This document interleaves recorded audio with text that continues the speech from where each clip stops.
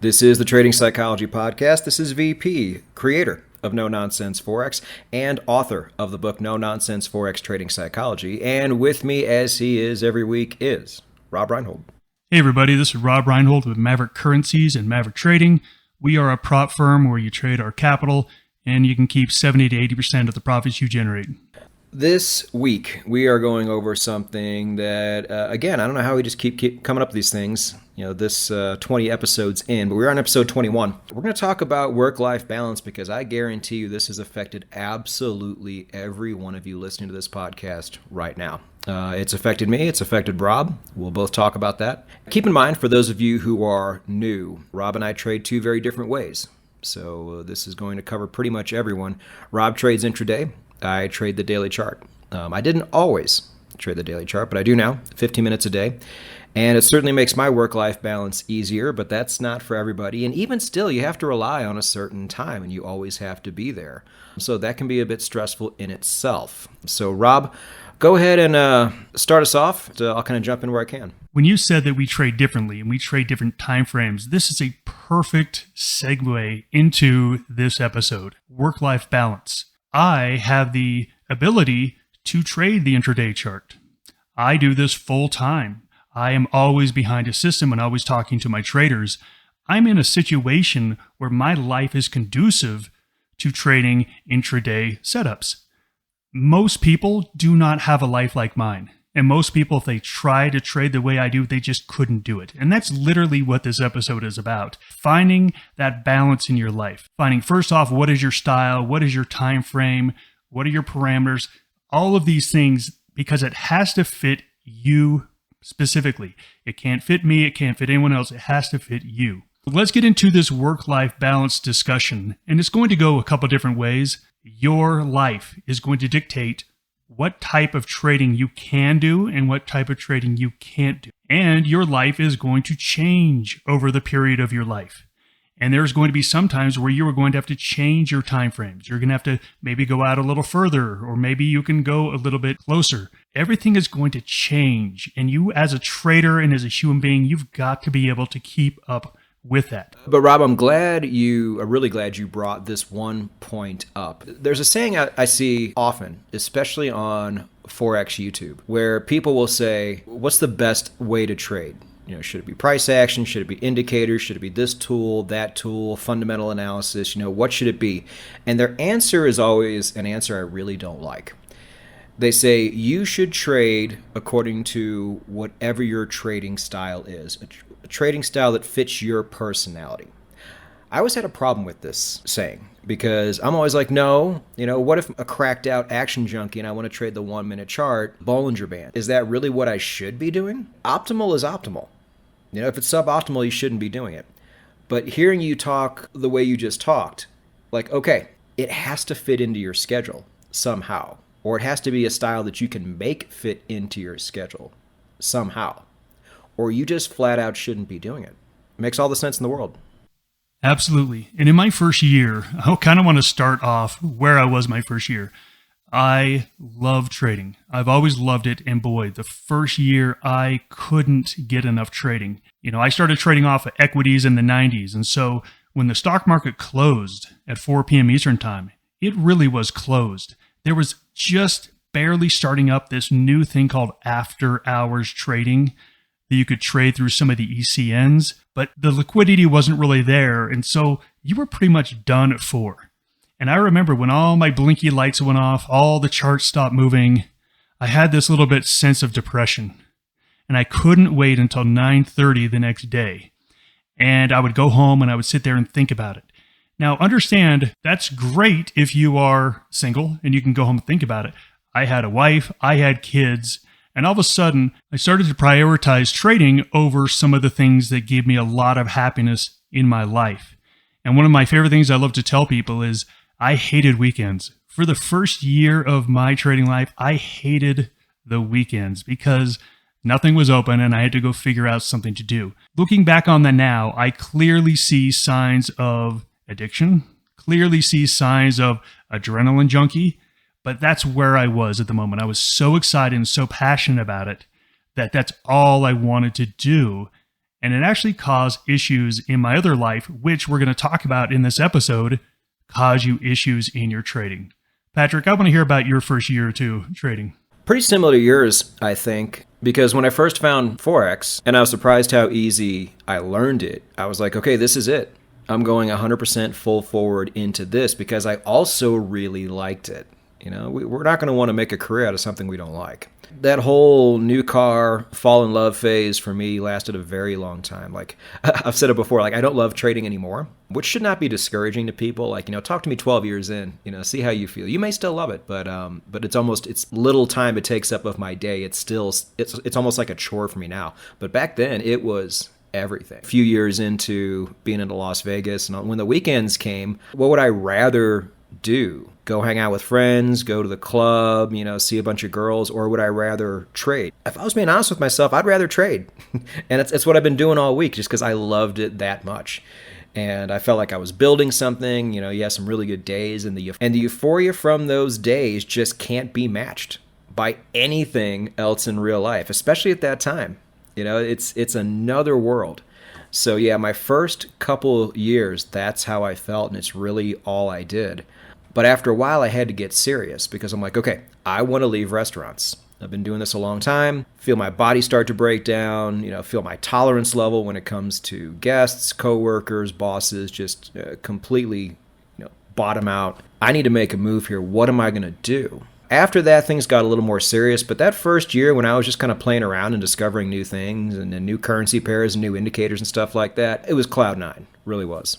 I think we all fall into that where it just becomes something we're so passionate about. Now I'm going to go back to the Yerkes-Dodson law, where the amount of time and effort you spend on something at some point will have a diminishing effect. One of the reasons why this trade and work and life balance is so important is because everything has consequences. One of my favorite sayings that we use at Maverick is a happy trader is a good trader. What I mean by that is that whenever I have a trader that has been very good, very profitable, and then all of a sudden they go on tilt, and they're acting really weird, and I'm seeing trades I usually don't see, the very first thing I do, I call them up, and they know the call is coming, and they want to start talking trading. I said, no. We're not talking trading. What's going on in your personal life? And every single time they're like, oh my gosh, yeah, I'm going through a divorce. I'm going through some health problems right now. We don't even need to have a discussion about trading because their problem isn't trading. Their problem is the other parts of their life are not making it conducive to be successful in trading. And so we have very frank conversations. We talk about, hey, why don't you take a couple months off? Or why don't you get to the point where you've sold your house because it's causing you so much stress? Why don't you start trading after you've actually sold your house? To where a happy trader is a good trader. They're going to be profitable. If you dedicate all your time and effort to trading and you neglect friends, family, exercise, all the things that actually make you happy, it's going to affect your trading negatively. I could not agree more. Some of my traders have heard this story before. My worst stretch of trading ever is when I tried to shoehorn about 6 hours of trading a day into what was not only a full-time job when I was waiting tables, but the time of day was horrendous and my life was just awful. I mean, so consider this, go to work about 4 o'clock, come home around 11:30, physically, mentally just drained, right? And I was on Pacific Standard Time. So I'm trading intraday at this point. I'm trading the 15-minute half-hour chart. And the London Open's coming up at midnight.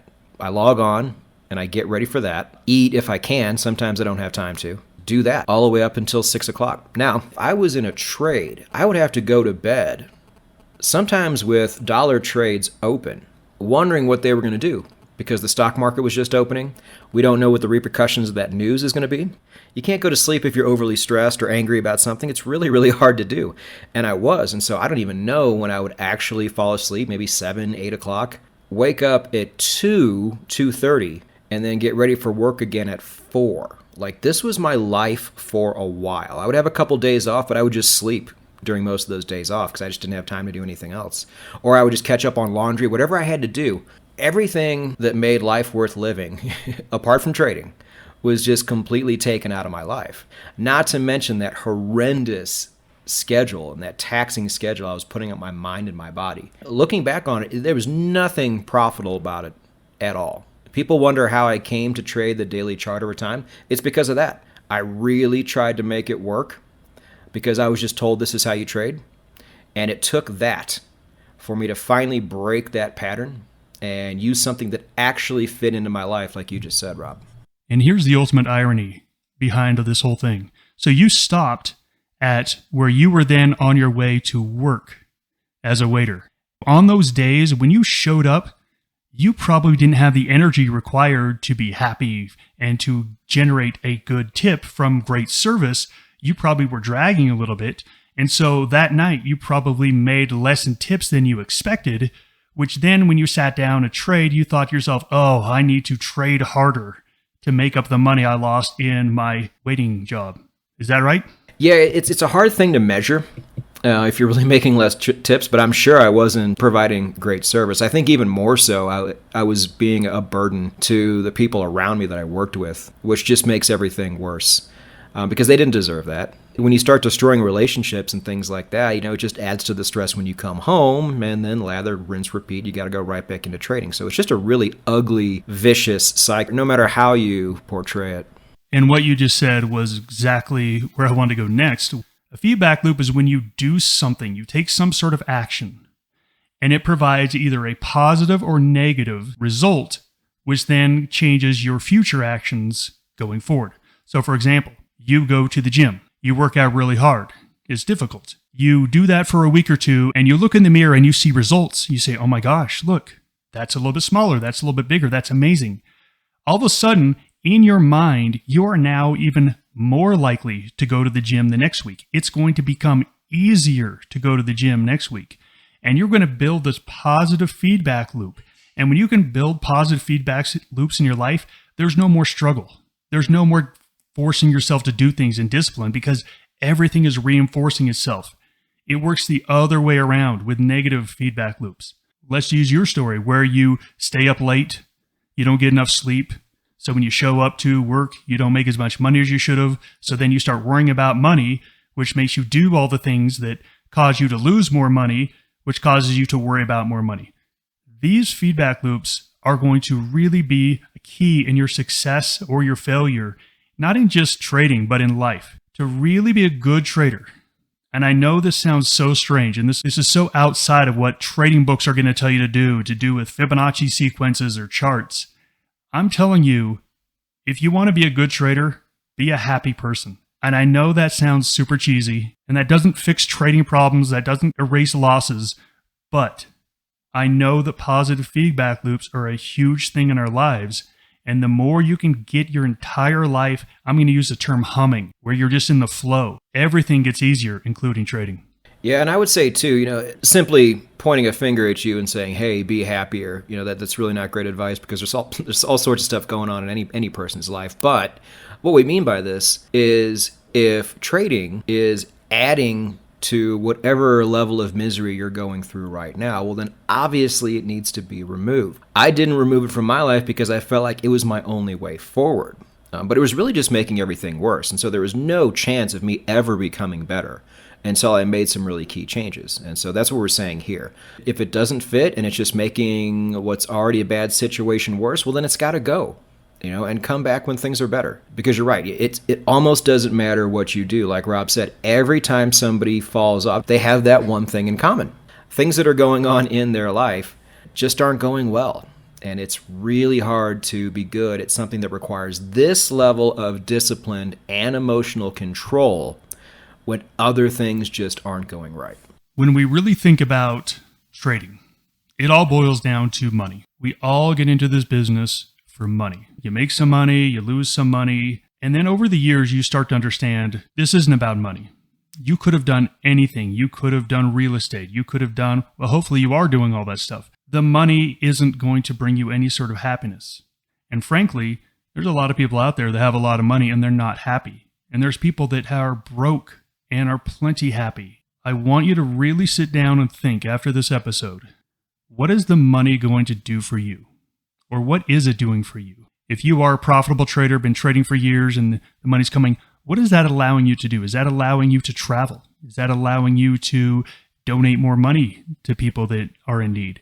What is it allowing you to do that actually gives you happiness? Because the money, it's nothing. And when you die, you don't get to take it with you, as we've all heard. Think about, I'm doing all of this work for the money, but it's not about the money. What are you really doing it for? And you're going to see you're doing it for all the things that are actually going to bring you happiness in your life. Focus on those things. Focus on growing your wealth. Focus on, again, trading other asset classes, growing your wealth, growing your relationships, growing your involvement in your community, online community, physical community. I don't care. The more you can get this positive feedback loop going in your life, I'm telling you, you are going to be a much better trader. And I know that sounds cheesy, but it's the truth. Yeah, and it's unfortunate because the money is still there and the money does solve a lot of problems. I don't care what anybody says. It does. It doesn't buy happiness. Nonsense. It gets rid of a lot of things that make life not so happy. Let me jump in here, Patrick, because I love studies. I absolutely love studies, and this is one of my favorite studies ever. And we'll put a link down below the YouTube video with this study. They did a study on compensation at work, and they found that if you made less than about $70,000 a year, then getting a raise was really helpful in raising your happiness level in your life. So anything below about $70,000, more money literally did bring more happiness. And then right about $75,000, you started to see that drop off. And you started to see that when someone was given a raise or given a bonus, it actually had a smaller effect on happiness. And then somewhere around $120,000, there was no effect on happiness. And then once you got further past that, there was actually a negative aspect of getting a bonus at work. And when they really looked into why that was, once people have their basic needs met and they have enough money, it might be a negative because some of the things that those workers said they wanted more autonomy. They wanted more say in the business. They wanted to be able to create new things. That's what they wanted, and that's what was going to provide them more happiness. So you're exactly right. Again, this is where I love these studies. If you don't have enough money, more money does make you happy. But at a certain point, there is no more effect of more money. And actually, at some point, there is a negative effect of more money. I understand if someone is there to where they don't make enough to make ends meet, money solves all the problems. But this is what I wanted to get into in this episode. Think about making money at some point. What's it really going to be about? It's not really going to be about all those Ferraris and Lamborghinis you buy. At some point, it's going to be about something more than that. So I just love those studies. Please read that study. So I'll agree on the end game. Income-wise, I probably do better now than I ever have done in the past. And I probably spend less money now than I did when I was near broke waiting tables. It's really weird. I don't want anything. And if I make more money, it's almost like a liability now because it's like, okay, what do I do with it? How do I keep it safe? People who listen to my investment podcast know, I constantly, concern myself with things like that. But I will say, though, a lot of people who are starting Forex and want to make a career out of it are going to be in that bottom tier money-wise. So that is a level of stress that's really tough to get over on top of it because at first we do it for the money. We can sit here and tell people not to, but that's exactly why you do it. You want to make more money, you want to get out of the situation you're in, and you want to replace it with trading. That's everybody's dream, whether it's breaking out on your own or joining a prop firm, whatever it is.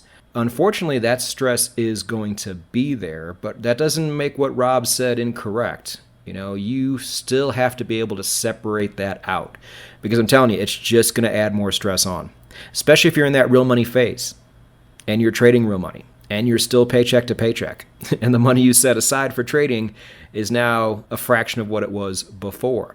It's tough, but again, you have to go through all this if you're going to be any good. But what you can do, put the odds in your favor, is exactly what this episode is. Make sure your life is either at par or a little better than par when you're trading, because you're never going to be, it's just like we said with experience, you're never really going to be good, you're never going to be really maxed out on your potential if you have these things still weighing you down. And far be it from me to say to take a break if things aren't going well, because I hate that. But it's true. Everything Robb's been saying about how these externalities just bring you down and affect your trading in ways you can't even really explain. It's true. I've been there. I never want to go back there again. And if I ever was back there again, I absolutely would take a break from a lot of things, get everything together in my life, and then get back on the horse. The unofficial motto of this Trading Psychology podcast is be self-aware. Patrick, you're right. Everyone is going to start at that beginning. I started out because I just wanted to make money in an easier way than I saw everyone else doing. That's how I got into it, and that's why. But you talked about those stresses. Those stresses will undermine you unless you're self-aware. And that's the whole point of this entire podcast, especially the first couple of episodes we did. We talked about all the programming. We talked about brain chemistry. If you were self-aware, we've given you the blueprint to get rid of that baggage, that garbage. We talked about meditation. We talked about exercise. We've talked about a lot of things that you need to do before you sit down to trade to purge all of that out of your system. But if you don't know what's in your system, then why would you do any steps to get rid of it? So being self-aware, so important in this business. So I just kind of want to go over some actionable things for everyone here from this episode. Understand that trading is part of your life. And it's a big part of your life, and it's an important part of your life. But where does it fit in? You need to sit down and decide, where does trading fit into my life? Where does it fit into my life time-wise? Because we all have limited amounts of time during a day. How does it fit into my life time-wise? So let's give some actionable ways for you to find some balance. First off, this is one of the things you do. We talked about that in episode 10, multiple sources of income. We've talked about exercise. We've talked about all these things that are part of someone's life. Put some rules and some guardrails around things like, this is when I do this. This is when I do this. I remember a moment in my life early on when it was like a Monday night and the RBA was coming out with their interest rate statement. And I was so excited. I had a very good trade setup ready to go off this news. But my daughter had a recital, like a dance recital or something. Now, with news events, you kind of have to be there. A lot of whipsaw, price action, and legging in. And her recital was right during the RBA statement. And I remember debating in my mind, maybe I'll just stay home. Maybe I'll just stay home because we could really use this money if I get this trade right. When I kept thinking about it, I realized, what the hell are you doing, Robb? This isn't important. The RBA, they have 8 meetings every year. Go to the recital. And that was kind of the last time I had to fight that battle of what was going to be more important, trading or my family. And, I'm kind of a little ashamed to even share that story because a good dad wouldn't think that. But that's where I was. Understand everything's got to fit into your life. Prioritize trading. It's very important, but make sure it's not the most important thing because it's a very hollow way to live a life. There's much more full and rich ways to live your life. That's really all I want to say on this episode, Patrick. Yeah, I'm glad you ended with that point because it is one of those things, you can get so obsessed in this that you miss the things that are actually really important. Missing an RBA meeting is pretty inconsequential in the big picture. You can also shift time frames to something that fits you a little better.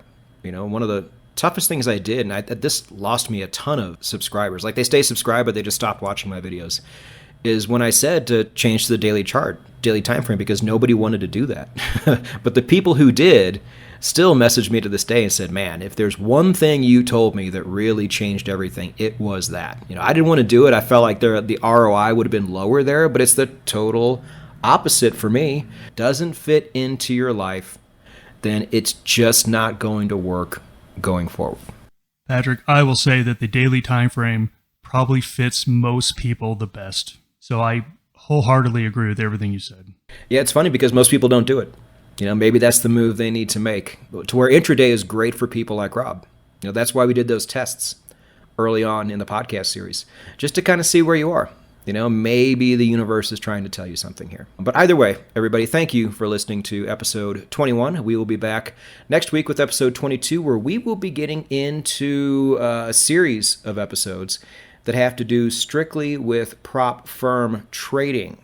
So if you're interested in prop firm trading, if you're currently doing that now, or even if you're not, interested in that really, but you just kind of want to see what that world's all about, stay tuned, and we will be back next week.